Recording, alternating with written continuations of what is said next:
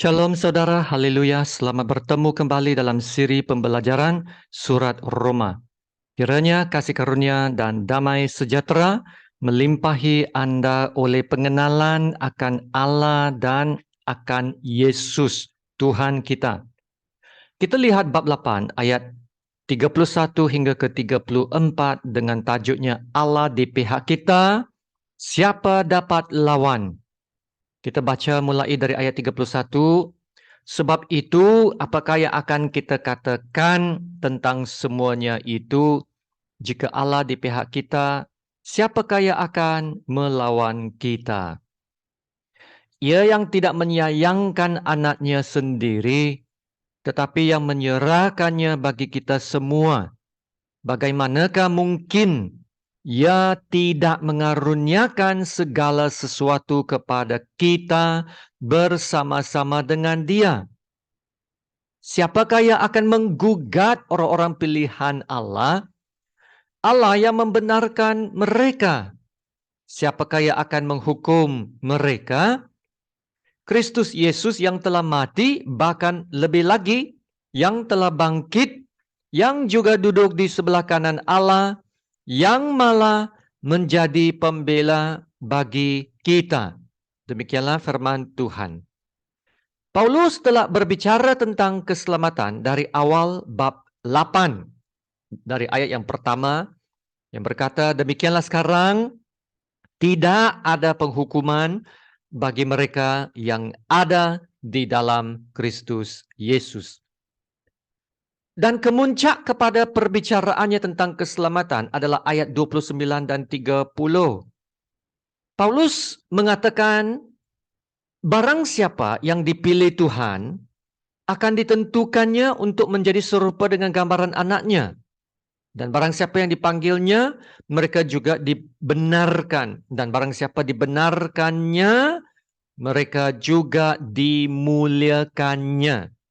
Bermaksud, keselamatan yang Tuhan berikan itu adalah keselamatan yang berkesan, ya, keselamatan yang sempurna, karena Tuhan yang mengerjakan keselamatan itu dari awal hingga akhir.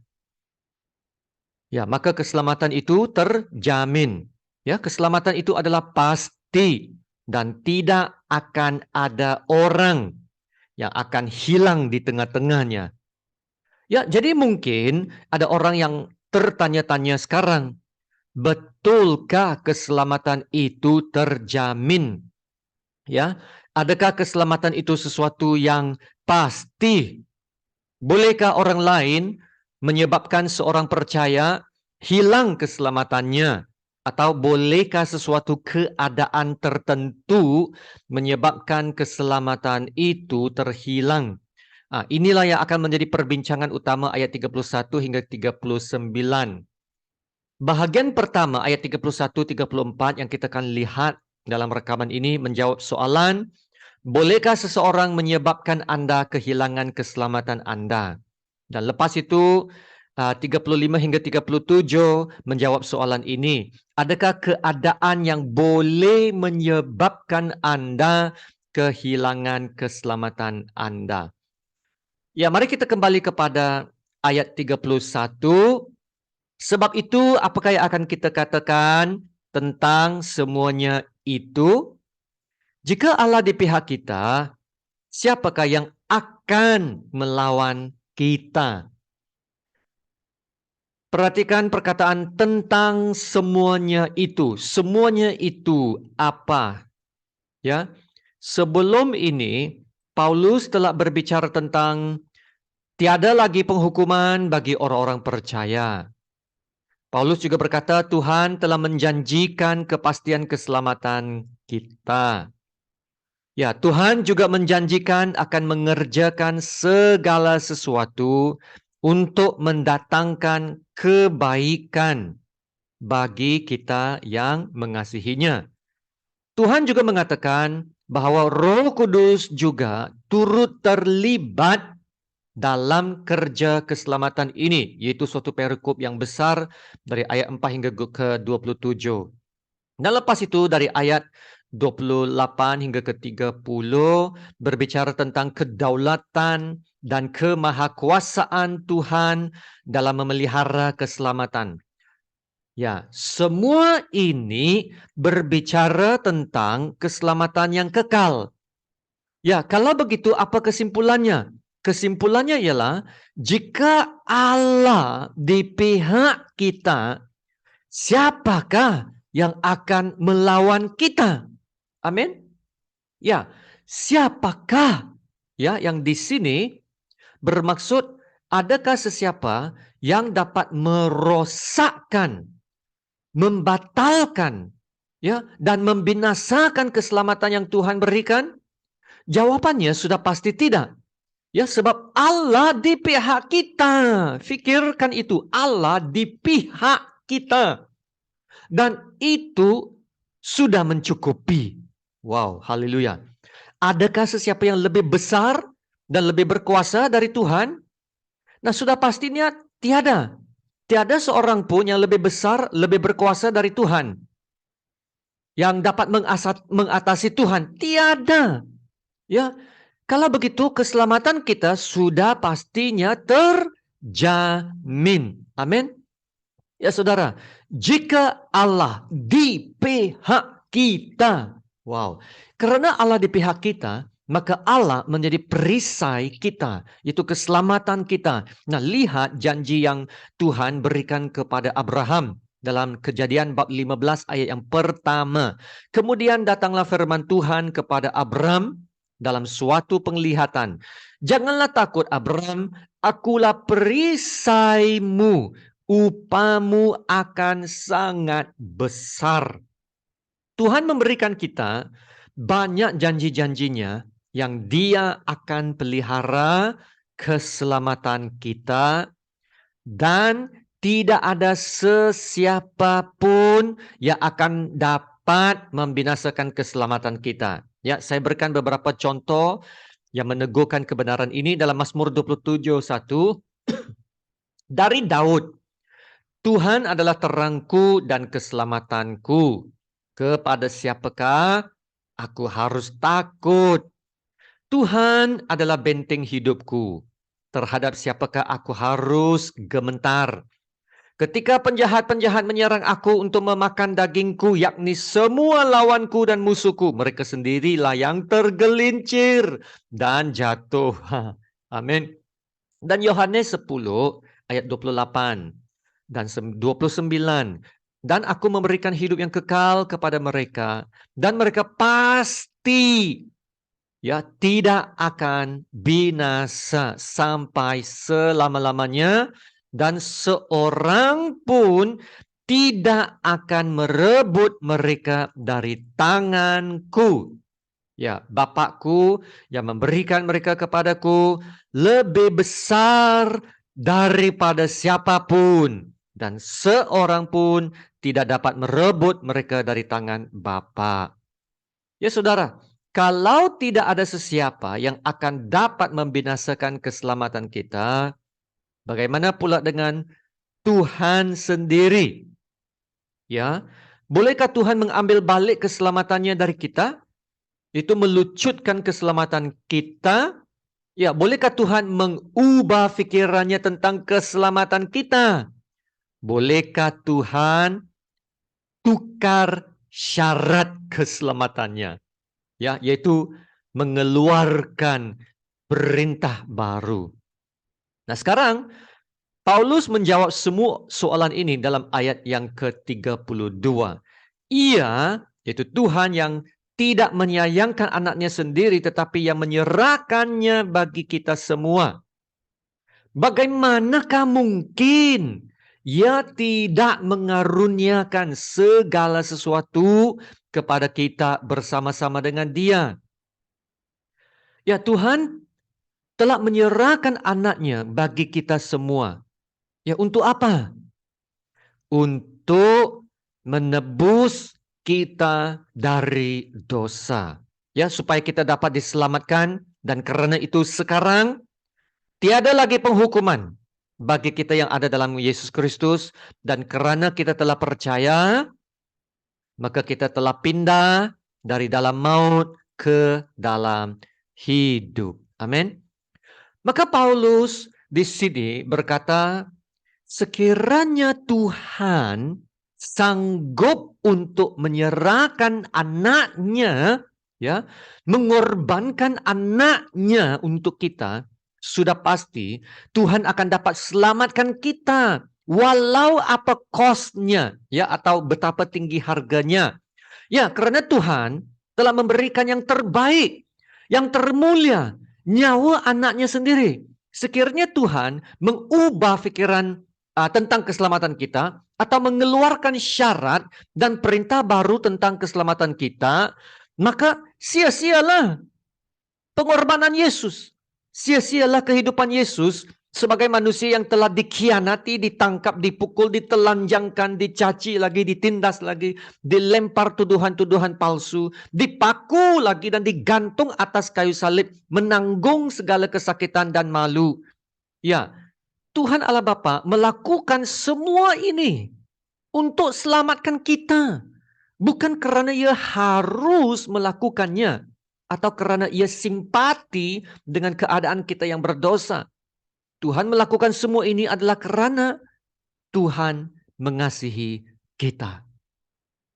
Ingat kembali, ya, Roma bab 5 ayat yang ke-8. Akan tetapi Allah menunjukkan kasih-Nya kepada kita oleh karena Kristus telah mati untuk kita ketika kita masih berdosa.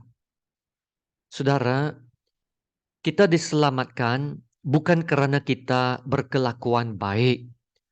Bukan karena kita rajin beragama. Tuhan selamatkan kita pada ketika kita masih berdosa. Luar biasa, saudara. Dan ini adalah karena kasih-Nya. Kasih Allah. Ya, kasih Allah adalah kasih yang tak bersyarat, yaitu pada ketika kita masih berdosa. Ya, bukannya harus buat ini wajib dilakukan, mesti beragama dulu, mesti melakukan ibadah semua ini. Tidak. Pada ketika kita masih berdosa, Tuhan mengasihi kita dan selamatkan kita. Saudara, kasih-Nya juga adalah kasih yang berkekalan. Dalam Yeremia 31 ayat 3 berkata, Aku mengasihi engkau dengan kasih yang kekal. Haleluya. Sebab itu, aku melanjutkan kasih setiaku kepadamu. Saudara, sekiranya Tuhan mengasihi kita dengan kasih-Nya yang kekal dan tak bersyarat, dan telah membuktikan kasih-Nya melalui Yesus yang telah mati untuk kita, Anda rasa adakah Tuhan akan mengubah pikirannya terhadap keselamatan yang telah diberikannya kepada kita? Adakah Tuhan akan mengubah syarat keselamatan kita? Jawabannya sudah pasti tidak.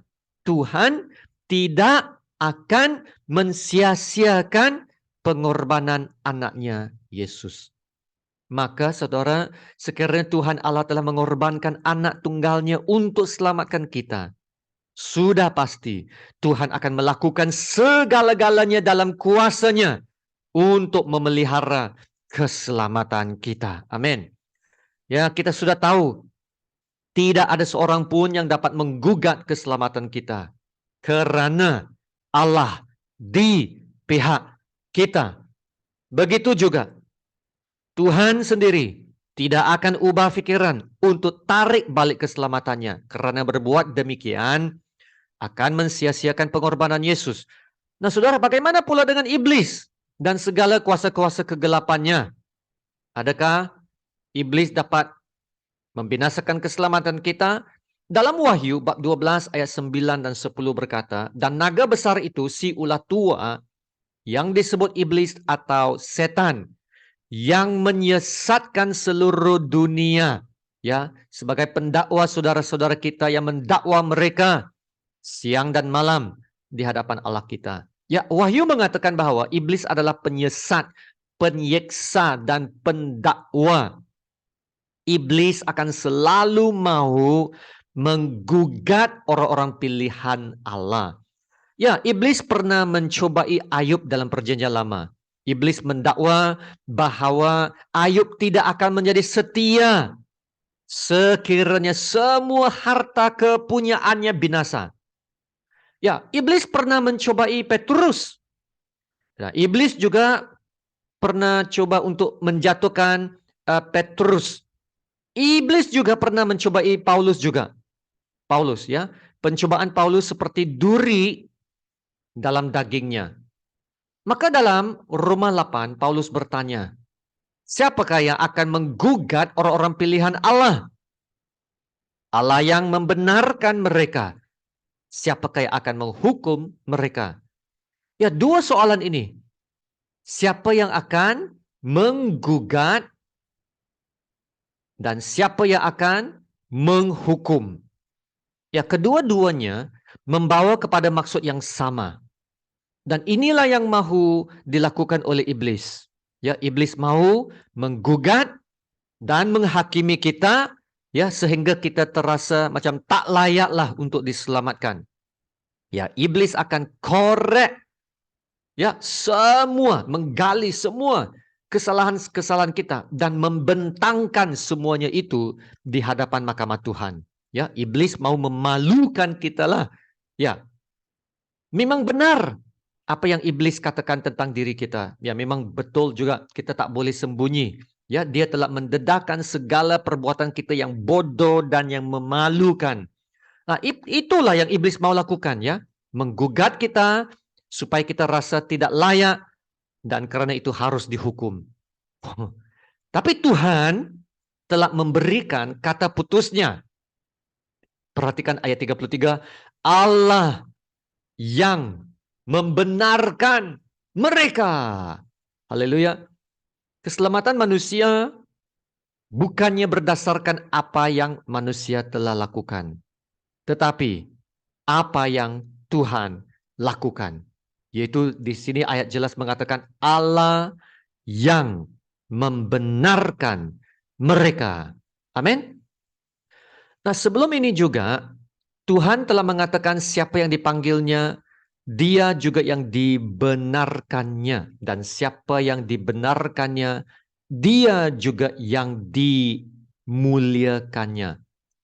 Maka apabila iblis coba sedaya upaya untuk mendakwa dan menggugat kita, Tuhan berkata kepada iblis, ya, janganlah buang masa. Semua usaha Anda itu tidak akan berhasil. Semuanya tipu daya sahaja. Saya, yaitu Tuhan, ya, telah membuat keputusan bahwa mereka yang saya tebus, mereka lah yang saya perbenarkan. Tidak ada apa-apa yang boleh mengubah kebenaran itu. Iblis tidak akan dapat memperdayakan Tuhan untuk menggugat kita. Tidak, ya. Keselamatan kita adalah terjamin. Amin. Karena yang menjaminnya adalah Tuhan sendiri. Allah yang membenarkan mereka.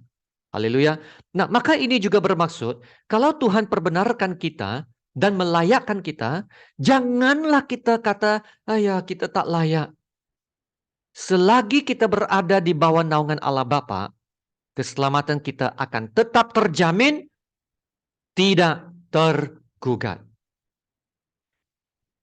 Sekiranya tidak ada sesiapa yang dapat menggugat keselamatan kita, iblis tidak, Tuhan pun tidak, maka tinggal satu lagi kemungkinan, satu lagi pribadi yang mungkin boleh menggugat keselamatan kita.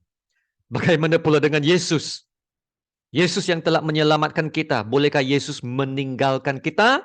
Dan kalau tidak, kenapa tidak? Lihat ayat 34. Kristus Yesus yang telah mati, bahkan lebih lagi yang telah bangkit, yang juga duduk di sebelah kanan Allah, yang malah menjadi pembela bagi kita. Amin. Nah, kita perhatikan 4 perkara tentang Yesus dalam ayat ini. Nah, ayat ini meringkaskan dan merumuskan bagi kita keseluruhan misi Yesus sebagai penebus dan penyelamat dari awal hingga akhir. Inilah pelajaran kristologi yang paling ringkas sekali, ya. Pertama, Yesus mati untuk dosa kita. Ya, Yesus yang tidak berdosa menjadi pengganti dan mengambil tempat kita. Ya, kematiannya yang satu kali telah menanggung segala dosa manusia. Ya, Yesus tidak boleh patah balik ya dan kata, "Oke, saya mau cancel kematian saya." Tidak. Kematian Yesus adalah untuk dosa manusia. Ya, dan melalui kematiannya segala hutang dosa manusia telah dihapuskan. Segala tuntutan-tuntutan hukum Allah telah digenapi dan kemurkaan Allah terhadap dosa telah diredakan. Ya, tidak boleh patah balik lagi. Dan keduanya, bukan saja Yesus mati, Yesus bangkit. Kebangkitan Yesus menunjukkan bahwa pengorbanannya untuk manusia telah diterima Tuhan. Tuhan berkenan kepada pengorbanan Yesus dan menerimanya sebagai bayaran penuh yang telah memenuhi keadilan Tuhan. Haleluya. Tiada lagi hutang dosa, ya. Manusia dapat berdamai dengan Tuhan, yaitu melalui kematian dan kebangkitan Yesus. Dan yang ketiganya, selepas kebangkitannya, Yesus diangkat kembali ke tempat asal dan duduk di sebelah kanan Allah Bapa. Inilah pengesahan yang paling kuat bahwa pengorbanan Yesus untuk keselamatan manusia adalah sah dan diterima Allah Bapa, sehingga ia boleh dikembalikan ke tempat kemuliaannya. Ya, Alkitab mengatakan, dan dalam keadaan sebagai manusia, ia telah merendahkan dirinya dan taat sampai mati, bahkan sampai mati di kayu salib. Itulah sebabnya Allah sangat meninggikan dia dan mengaruniakan kepadanya nama di atas segala nama, supaya dalam nama Yesus bertekuk lutut segala yang ada di langit dan yang ada di atas bumi dan yang ada di bawah bumi, dan segala lidah mengaku Yesus Kristus adalah Tuhan bagi kemuliaan Allah Bapa. Ya saudara, Yesus yang duduk juga menandakan bahwa kerja penebusan manusia sudah selesai. Ya, Yesus boleh duduk. Nah, keselamatan untuk manusia sudah tersedia. Dan itulah satu-satunya cara untuk manusia mendapat keselamatan. Ya, Yesus sudah berkata, "Akulah jalan, kebenaran, dan hidup. Tidak ada sesiapa pun yang dapat datang kepada Bapa kalau tidak melalui aku." Ya, Yesus tidak akan mengubah syarat keselamatannya. Dan yang keempat dan yang terakhir bagi kita hari ini, ayat 34 mengatakan Kristus Yesus yang malah menjadi pembela bagi kita. Ya saudara, sebagai pembela, Yesus akan sentiasa memelihara keselamatan kita, terutamanya dari iblis yang akan selalunya mendakwa kita, ya. Tapi Yesus sebagai pembela agung, ya, akan selalu mempertahankan keselamatan kita. Dan kita tahu Yesus akan selalu menang dalam setiap pembelaannya. Ya, kenapa? Sebab dia sekarang duduk di sebelah kanan Allah Bapa, yaitu kedudukan yang tertinggi. Semua musuhnya menjadi tumpuan kakinya.